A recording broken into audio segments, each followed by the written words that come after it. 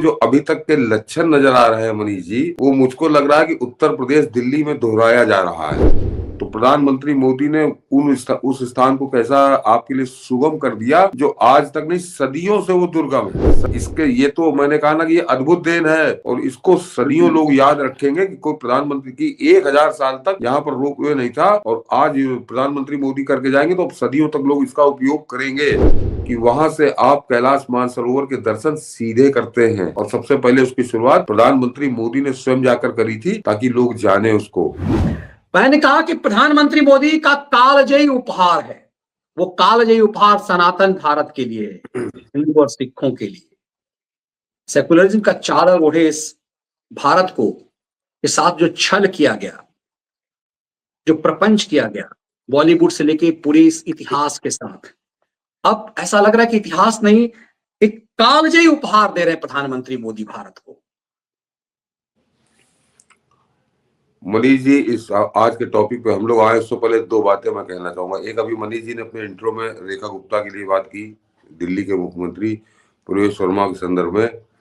तो बता दूं कि हम लोग भी पूरी तरह समर्थन में थे और लग रहा था कि प्रवेश वर्मा ही मुख्यमंत्री बनेंगे, लेकिन चौंकाया प्रधानमंत्री मोदी ने और आरएसएस ने चौंकाया और रेखा गुप्ता वहां पे मुख्यमंत्री नियुक्त हुई।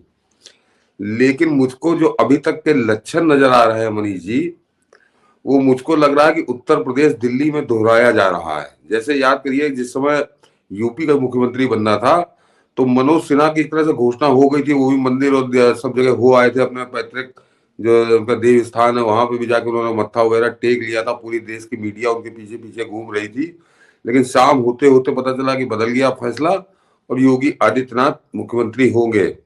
तो उस समय मैं भी अब मनोज सिन्हा के नाम पर सहमत था और वो है भी योग्य, कश्मीर में अपनी उपयोगिता सिद्ध भी कर रहा है। लेकिन मैं आज यहाँ स्वीकार कर रहा हूँ कि मैं उस समय संतुष्ट नहीं था कि योगी आदित्यनाथ को कहाँ बना दिया। ये मठ के एक महंत, इनके बस का नहीं होगा यूपी चलाना। तो मेरी फेसबुक पोस्ट भी पड़ी है कि 6 महीने अभी आप इंतजार करिए, 6 महीने के बाद हम लोग कोई निर्णय लेंगे कि सही निर्णय है या गलत निर्णय है, और उसके बाद वो निर्णय कैसा हुआ आपको कहने की जरूरत नहीं है, पूरा देश दुनिया सब देख रही है।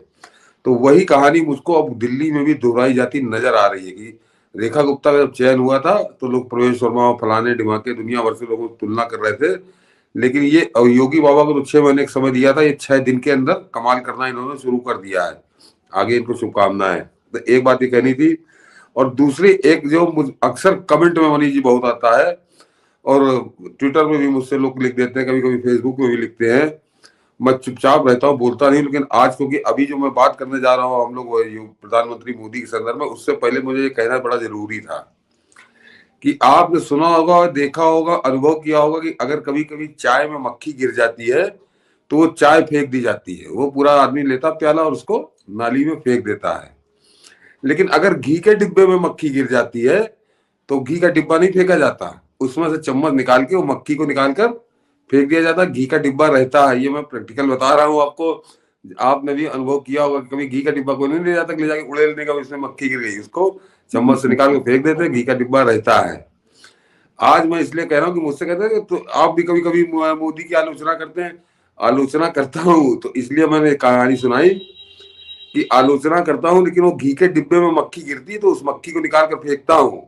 नरेंद्र मोदी जो है वो चाय का प्याला नहीं है कि उसमें से आपने पूरा प्याला फेंक दे, वो घी का डिब्बा है और उसमें से मक्खी गिरेगी तो उसको जैसे मैं वीवीआईपी की बात करता हूँ तो उस मक्खी को निकाल कर फेंकता हूँ बस, और घी का डिब्बा सुरक्षित रहता है। तो ये दो बातें कहनी थी आज का शुरू करने से पहले। अब आता हूं मनीष जी की नरेंद्र मोदी ने उपहार क्या दिया है। अद्भुत अद्भुत उपहार दिया है कि केदारनाथ बाबा का के लिए उन्होंने रोपवे का आज कैबिनेट ने उसको पास कर दिया है। ये केवल छोटी मोटी घटना नहीं है, ये आप समझिए कि जहां पे आप गौरी चट्टी जहां से पैदल चलना पड़ता था और 7 से 8 घंटे लगते थे बाबा केदारनाथ के सामने पहुंचने में, वहां पे आप 20 मिनट में पहुंचेंगे, 20 मिनट में 8 घंटे। और सबसे खास बात की बड़ी कठिन थी वो यात्रा, और आज उन्होंने भक्तों के लिए कर दिया कि अब वो जो शिव भक्त जाएंगे वो केदारनाथ को ही समर्पित है, वो कि केदारनाथ को जो पहुंचेंगे आप तो वो अब आपको वो कष्ट नहीं उठाने पड़ेंगे, वो समय नहीं देना पड़ेगा, आप 20 मिनट में पहुंचेंगे और 20 मिनट में वापस। तो ये तो हुआ कि भगवान शंकर की कैसी सेवा उन्होंने की है। और आज हम लोग अभी 2 ही 3 दिन पहले जब सोमनाथ में थे तब हम लोग इस पे बात कर रहे थे कि देवादिदेव महादेव ने असीम कृपा करी है प्रधानमंत्री मोदी पर, लेकिन वो जितनी उनकी क्षमता है उससे ज्यादा वो वापस कर रहे हैं। क्योंकि आप इस केवल रोपवे को मत लीजिए, ये जो रोपवे की घोषणा हुई है मनीष जी, ये एक बात और बता रही है कि प्रधानमंत्री मोदी कितनी दूर की सोचते हैं और कितना पहले काम करना शुरू कर देते हैं। याद करिए कि आज से 5-6 साल पहले अब तक तो वो कंप्लीट हो गया होता, लेकिन क्योंकि एक कांग्रेसी एनजीओ ने उसमें अड़ंगा डाला कि बाबा केदारनाथ तक का 4 धाम एक्सप्रेसवे जो बन रहा है वो आज की तारीख में 80-90% वो कंप्लीट हो चुका है। और वो कंप्लीट हो गया होता, उस पर किस तरह से पीआईएल की लड़ाई लड़ी गई। केवल 5-7 लफंगों का एक एनजीओ है देहरादून में जिसने उस पर लगातार बाधा डाली, सुप्रीम कोर्ट तक लड़ा। कभी उनकी भी जांच हो जाए कि उनके पास पैसा उनको कौन दे रहा था कि वो सुप्रीम कोर्ट तक वकालत कर रहे थे कि ये 4 धाम न बने। तो अब वो 4 धाम वाला एक्सप्रेसवे समझिए एक तरह से बन के तैयार होने जा रहा है, कुछ महीनों की बात है। और उसी के बाद आपको वहां से सीधे रोपवे में बैठिए।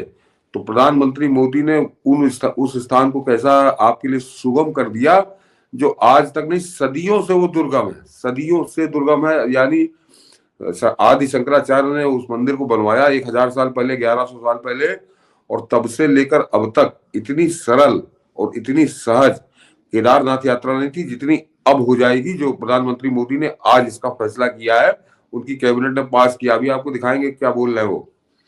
लेकिन साथ ही साथ मनीष जी कि उनकी कोई योजना इस तरह से जुड़े, केवल धर्म के साथ नहीं, उसके साथ उसका अर्थशास्त्र भी होता है कि केदारनाथ में जितने यात्री आज की तारीख में जाते हैं, आप ये मानकर चलिए कि जिस दिन ये रोपवे तैयार होगा उससे 3 गुना ज्यादा यात्री उस केदार 3 गुना 4 गुना ज्यादा, मैं कल्पना नहीं कर सकता, उससे ज्यादा यात्री आपको केदारनाथ में जाते दिखाई देंगे, नजर आएंगे। क्योंकि लोग इसी बात पे अटक जाते हैं कि वो जो वहां से पैदल चलना पड़ता है, 7-8 घंटे लगते हैं, 7-8 घंटे जाने में और 7-8 घंटे आने में, यानी 15-16 घंटे पैदल चलना हर व्यक्ति के बस का नहीं है मनीष जी।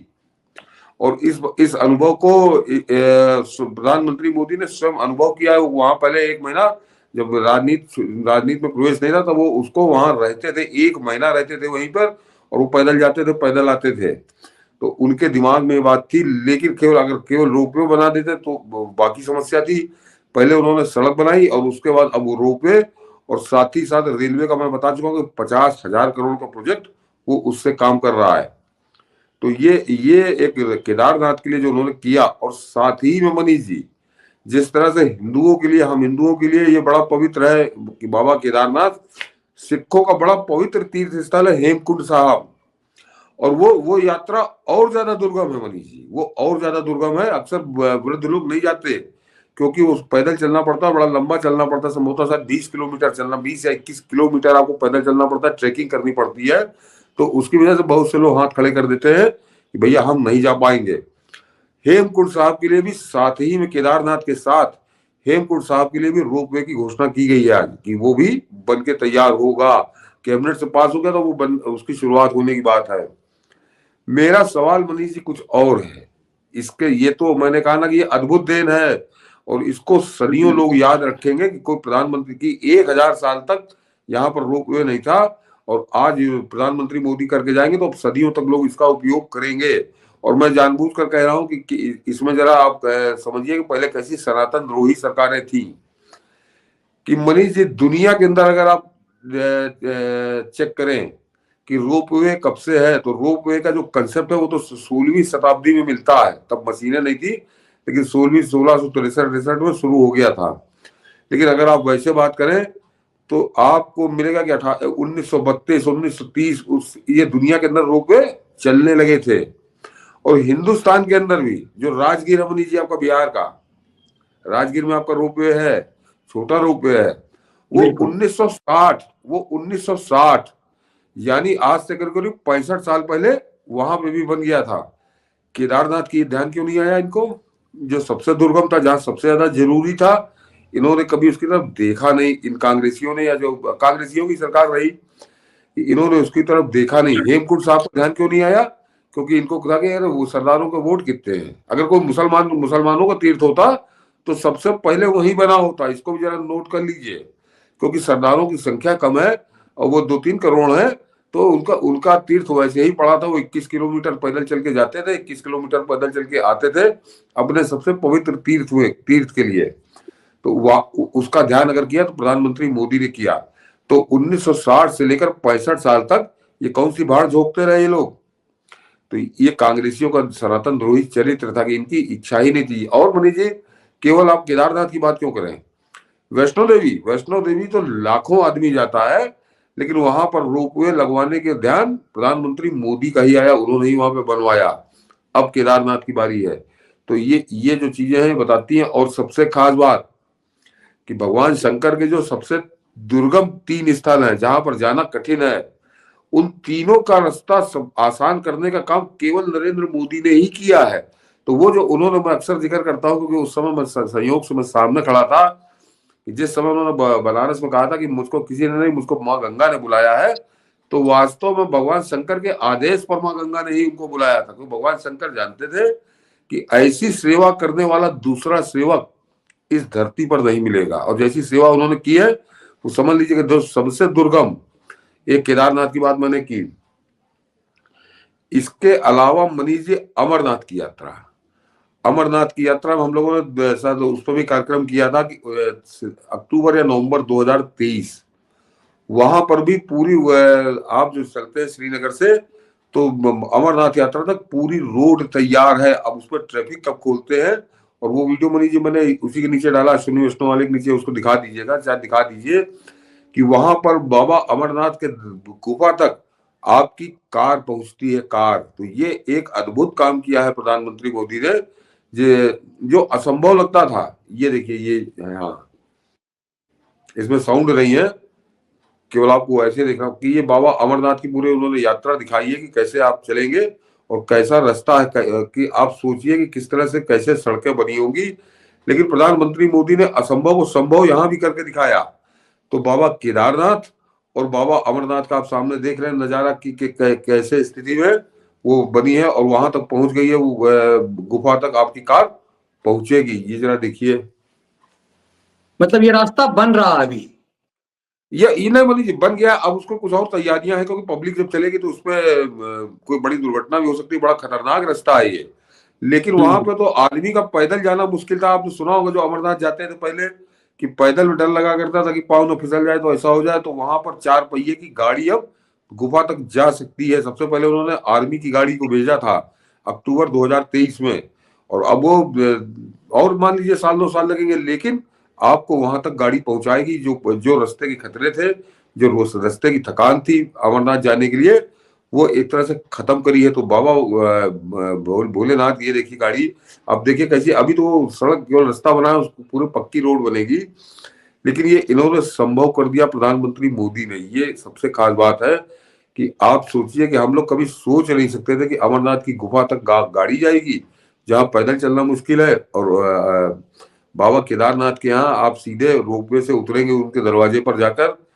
और ये तो पूरी इसके दुनिया के लिए एक चैलेंजिंग है, और मुझे लगता है इसके साथ साथ कई बिंदु को जो है वो नापा जा रहा है, वो जो आतंकी हमले और तमाम चीजें हैं उन सबको नष्ट करने का। बहुत हाँ, सारे लोग नहीं, ये भी दिख रहे हैं कि इन सब जगहों पे जो घोड़ा वाले, खच्चर वाले, एक समुदाय विशेष के लोगों का जो मनमानापन था, उस पर भी एक तरह से अंकुश लग गया है। विराम लग जाएगा, विराम लग जाएगा, बिल्कुल एकदम लग जाएगा वो। और जो तीसरा मरीज है वो सबसे कठिन, कि मैंने बाबा केदारनाथ बताया, बाबा अमरनाथ का दिखाया, और जो मनीष जी हमारा कैलाश मानसरोवर के जो है, तो कैलाश मानसरोवर भी जब आप जाते हैं तो आप दूर से ही दर्शन करते हैं, कोई उस पर चढ़ाई करने को नहीं मिलती। वो कायदे से चीन के उसमें है, वो भी बड़ा लिमिटेड लोगों को देता है। तिब्बत से हम उसके दर्शन करते हैं। तो प्रधानमंत्री मोदी ने उसकी भी व्यवस्था बनाई मनीष जी, कि जब दर्शन ही करने हैं दूर से, तो फिर हम हिंदुस्तान से ही दर्शन करें। हमारे लोग वहां तक क्यों जाए, चीन को पैसा क्यों दें। और वो भी मनीष जी अभी मेरे ख्याल से पिछले साल ही उसको खोला है। वो बूढ़ा कैलाश कहते हैं, कुछ लोग उसको माउंट कैलाश कहते हैं, कि वहां से आप कैलाश मानसरोवर के दर्शन सीधे करते हैं। और सबसे पहले उसकी शुरुआत प्रधानमंत्री मोदी ने स्वयं जाकर करी थी, ताकि लोग जाने उसको। तो वो आपके पिथौरागढ़ जो उत्तराखंड में एक जगह है, जिला है वो पिथौरागढ़, उस पिथौरागढ़ के अंदर वो जगह है कि वहां पर आप भगवान शंकर का मंदिर है, वहां आप दर्शन करिए और वहीं से आप बिल्कुल स्पष्ट आपको दर्शन कैलाश मानसरोवर के भी होते हैं। तो बाबा भोलेनाथ के जो 3 सबसे दुर्गम दरबार थे जहां पहुंचना असंभव होता था, वो आम आदमी के लिए भी प्रधानमंत्री मोदी ने पिछले 10 साल के कार्यकाल में उनको सुलभ कर दिया। तो ये छोटा मोटा काम नहीं है। और मनीष जी, केदारनाथ का तो महत्व मैं क्या कहूँ कि केदारनाथ के वो रोपवे, मोदी नहीं रहेंगे, हम लोग नहीं रहेंगे, पूरी पीढ़ी बदल जाएगी, दुनिया बदल जाएगी, लेकिन इतिहास गीत गाएगा प्रधानमंत्री मोदी के। बिल्कुल, हम इसमें देखते हैं कि अश्विनी वैष्णव ने उस चीज को कैसे बताया है। सुन लीजिए। सबसे पहला फैसला साथियों, हमारे प्रधानमंत्री श्री नरेंद्र मोदी जी ने हमेशा एक नई सोच अपने को दी है, विरासत भी विकास भी। हम अपनी विरासत पे गौरव करें और साथ ही साथ उसको मॉडर्न टाइम्स के हिसाब से डेवलप करने का भी प्रयास करें। इसमें पहला प्रोजेक्ट जो आज अप्रूव हुआ है वो है केदारनाथ रोपवे। केदारनाथ रोपवे, अगर आप केदारनाथ जी का ये एक स्केच है जो सोनप्रयाग से गौरीकुंड से करीब उसके आगे सारा ट्रैकिंग का रास्ता है। ये ट्रैकिंग का रास्ता मंदाकिनी जी के साथ साथ है और वो आगे केदारनाथ जी का धाम। 4 धाम में बहुत ही महत्वपूर्ण धाम है केदारनाथ धाम। यहाँ एक 12.9 किलोमीटर का रोपवे बनाने का आज फैसला लिया गया है। करीब 4081 करोड़ 4081 करोड़ रुपीस का ये प्रोजेक्ट होगा। पूरी बेहतरीन तरीके से उन्होंने बता दिया कि विकास भी और विरासत भी। केदारनाथ कैबिनेट में केदारनाथ और हेमकुंड साहिब के 6,800 करोड़ रुपए से अधिक लागत की 2 रोपवे परियोजनाएं दी। सर, लेकिन एक खेल गजब ये होता है, खेल ये गजब होता है कि ये जो लठैत जिसे आप कहते हैं, वो कहते हैं कि अरे इस तरह की चीजों को दुर्गम ही रहना चाहिए। जैसे उन्होंने काशी विश्वनाथ में जो कॉरिडोर बना उसका विरोध किया, अभी केदारनाथ का भी इस तरह का विरोध हुआ था। ये खेल इस रूप में भी गजब का हो रहा है। नहीं मनीष जी, कोई नहीं कहता। मैं दर्शकों से कहूंगा, आप भी इस बात को अनुभव करिएगा, कभी आते जाते बात करिएगा। कोई नहीं कहता, क्योंकि आपने बनारस का ही जिक्र किया। मैं बनारस को भी मेरा निरंतर संपर्क में नहीं जाता, तो फोन पे बात होती रहती है। मनीष जी, वो केवल बनारस में तोड़ के जो बना कॉरिडोर, उसमें सिर्फ वो कांग्रेसाचार या उसका गैंग, जो उसका गैंग है झूठों का, कांग्रेसियों का, वो कहता है। अन्यथा बनारस का हर व्यक्ति वहां पर बहुत आनंदित है। और मैं पिछली बार जब गया था, तो मैं बताऊं, मैं ऐसे ही हम लोग बैठे थे मनीष जी ई रिक्शा पे, और ई रिक्शा एक वृद्ध आदमी चला रहा था, 60-65 साल की उम्र थी।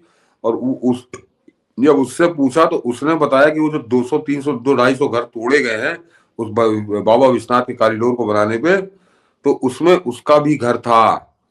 उसने कहा कि ना हमारा भैया था, हम भी वहीं रहते थे, मगर उसने कहा कि हमारा घर दिया गया और उसके बाद हमको पूरा मुआवजा दिया गया। हमने ये बताओ तुम खुश हो कि नहीं? तो मनीष जी, उसके चेहरा देखने लायक था। उसने कहा कैन हमारी आमदनी 5 गुना ज्यादा हो गई है जब से कॉरिडोर बना है। तो कह वहां वो घर को लेकर हम क्या करते हैं? कहना हमको यहाँ मुआवजा मिला, हमने दूसरा घर ले लिया और रिक्शा चला रहे हैं और आमदनी हमारी 5 गुना ज्यादा हो गई। तो ये उस आदमी की बात मैं कर रहा हूँ जो उसका पीड़ित था, जिसका घर उसमें लिया गया था। और इस टाइप के लोग, तो ये केवल जो कांग्रेसाचार और खास कर जो मीडिया में बैठे लोग हैं, ये इन लोगों को स्थान दे देते हैं, तो ये उल्टा सीधा बका करते हैं। अन्यथा मैं बनारस के विषय में तो बड़े कंफर्म होकर कह सकता हूँ कि कोई मतलब नहीं। और वही स्थिति गढ़वाल की आप देखने जा रहे हैं। जो पौड़ी गढ़वाल, जहां पर ये बाबा केदारनाथ स्थित हैं, वो गढ़वाल और कुमाऊं 2 हिस्सों में बटा हुआ है उत्तराखंड की। वहां पर तीर्थ यात्रियों का तांता लगेगा मनीष जी। तांता जब ये हो जाएगा कि बड़े आराम से हम जा सकते हैं। तो ये छोटी मोटी घटना नहीं है, ये बड़ी घटना है। और प्रधानमंत्री मोदी का बड़ा उपहार है बाबा भोलेनाथ के भक्तों को। अब आप इसको किस तरह से स्वीकार करते हैं, किस तरह से उसकी वापसी करते हैं, ये आपके ऊपर है। लेकिन प्रधानमंत्री मोदी ने अपना नाम इतिहास में लिखवा दिया।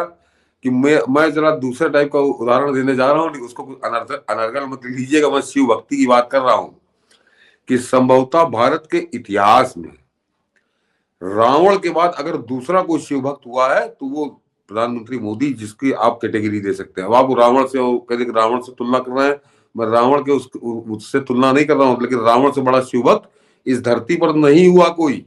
और इस बात को चाहे हमारे धर्मशास्त्र उठाकर देख लीजिए, चाहे कहीं आज की तारीख में, तो जैसी शिव भक्ति उसने की थी उसका कालखंड दूसरा था, लेकिन प्रधानमंत्री मोदी ने उस शिव भक्ति को जनता की सेवा में लगा दिया, शिव भक्तों की सेवा में लगा दिया, और अद्भुत परिणाम उसके मिले हैं 10 सालों के अंदर। कभी बैठ के विचार करिए तो सोचिए, जो जो काम हुए हैं उनको कभी सोचा नहीं गया था मनीष जी, कभी सोचा नहीं गया था। जैसे मैं बनारस की बात कर रहा हूँ, बनारस का मंदिर जिन स्थितियों में बना हुआ था, तो उसको देखकर कोफ्त होती थी कि ये हमारे देवादिदेव महादेव, और ये इस हालत में है यहाँ पर। वो यानी मंदिर के अंदर तक कीचड़ होता था मनीष जी, वो गलियों का कीचड़ अंदर आ जाता था, और जीर्ण शीर्ण अवस्था में, और इतना घना बसा था कि ये तो सोच ही नहीं सकते थे कि यहाँ पे ऐसा भी हो सकता है। तो वहां मैं जब पहली बार गया था, मुझे लगता है 92 में, तो मुझे पता ही नहीं चला कैसे मैं मंदिर पहुंच गया, दर्शन भी हो गए। मुझे लगा कि ये तो इससे अच्छा तो मेरे कस्बे में, मेरे गांव का शिव मंदिर है, जिसके लिए लोग पूरी दुनिया से पागल बने हुए हैं। मुझे अजीब सा लगा, किस गली से किधर से घुसा, कैसे गया। आज जब फिर वहां जाता हूं तो लगता है कि हाँ कुछ है। तो बड़ी बात अश्विनी जी कह रहे थे, अश्विनी वैष्णव जी, कि प्रधानमंत्री ने सिर्फ विकास भी और विरासत भी। आप यदि अपने विरासत का सम्मान नहीं कर पाएंगे तो क्या सोचिए विरासत बचा करके इस देश का विकास भी। आज अर्थतंत्र का एक बहुत मजबूत कारण बन चुका है। उसके पीछे मनीष जी एक सोच है कि हमारा सनातन धर्म गौरवशाली स्वर्णिम अतीत, और उनके जो एक तरह से प्रतीक है जिनकी हम लोग पूजा करते हैं, जो उस दौर से अभी तक, और उनका जो अपना स्थान है वो कितनी दरिद्र अवस्था में था, तो ये कैसे स्वीकार करेगा आदमी। आज की तारीख में आप जब काशी विश्वनाथ कॉरिडोर में जाइए तो आपको गर्व होगा कि हमारे हाँ ये काशी विश्वनाथ धाम है, इसको काशी विश्वनाथ धाम कहा जा सकता है, और उस पर कहने पे हमको गर्व होता है। तो ये प्रधानमंत्री मोदी ने जड़ पकड़ी है, बिल्कुल, और जड़ पकड़ी है। और इसीलिए फिर बात करो तो ये विरासत को बचाना, विरासत को संभालना, पल्लवित पुष्पित करना, और उसके साथ ये विकास, लाखों लाख लोगों का रोजगार का जरिया, और हर किसी के लिए सुखद, एक ऐसी उम्र में भी आप वहां जा सकते हैं जहां जिस उम्र में आप कभी सोच नहीं सकते थे। हाँ ये तो मनीष जी मैंने कहा ना, बनारस में आप बात समझ लीजिए, बनारस में 10 गुना 15 गुना 20 गुना कितने कहूँ उससे ज्यादा तीर्थयात्री वहां आने लगे, तो जाहिर सी बात है कि बनारस की अर्थव्यवस्था पे क्या असर पड़ा। वैसे ही वही स्थिति अब केदारनाथ की भी होने जा रही है। अन्यथा केदारनाथ मनीष जी वहां बिजनेस के नाम पे क्या है, वहां पे पहाड़ जो भी जाता है वो सिर्फ बाबा केदारनाथ के दर्शन करने जाता है, और वहां भी 4-5 गुना ज्यादा तीर्थयात्री बढ़ेंगे। तो चार धाम कॉरिडोर बढ़ रहा है, तैयार है, और उसके बाद ये रोपवे, तो बड़े सहज हो जाएंगे बाबा केदारनाथ। और फिर सिर्फ इसलिए नहीं, पूरी दुनिया से भारत की पहचान ही तो जिन चीजों से है, इन्हीं सब चीजों से तो भारत की पहचान है। भारत बना किस चीज से है, दरअसल उस पहचान को ही खत्म कर दिया था। इसीलिए प्रधानमंत्री विरासत और विकास की बात कर रहे हैं। बिल्कुल। अजय जी कह रहे हैं, मनीष जी, सतीश जी प्रणाम। ईश्वर की कृपा से मैंने बाबा अमरनाथ और केदारनाथ दोनों की यात्रा की है। बाबा अमरनाथ की यात्रा वाकई में कठिन है। बीच का एक हिस्सा ऐसा है जिसमें 2 किलोमीटर का बर्फ का पुल है जिसके ऊपर चलकर जाना पड़ता है। अब इन सब चीजों को इसीलिए कहते हैं, यही सब चीज महत्वपूर्ण है, जिससे कहते हैं ना कि देवो क्यों कहते हैं अपने आप को देवादिदेव महादेव के भक्त, इससे समझ में आता है।